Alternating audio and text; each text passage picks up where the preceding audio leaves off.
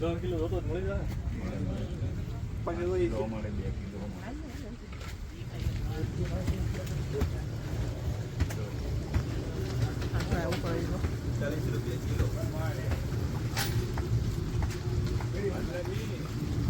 ગળની factory બતાવું તો એમાં જો આ રીતના ગળને ઉકાળતા હોય. સામે શેરડીનું મશીન છે, એમાં રસ કાઢે ને પછી રસને ઉકાળે.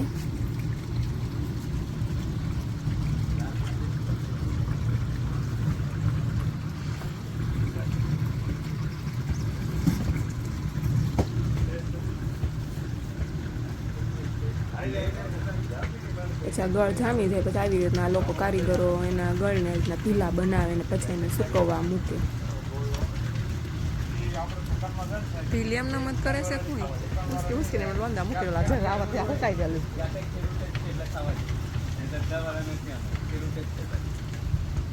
બધા સુકાઈ ગયેલા પીલા છે, બધા સુકાય ને પછી પેટીયું ભરે 5 કિલો 10 કિલો જેને જેવી રીતના જોઈએ એ રીતના.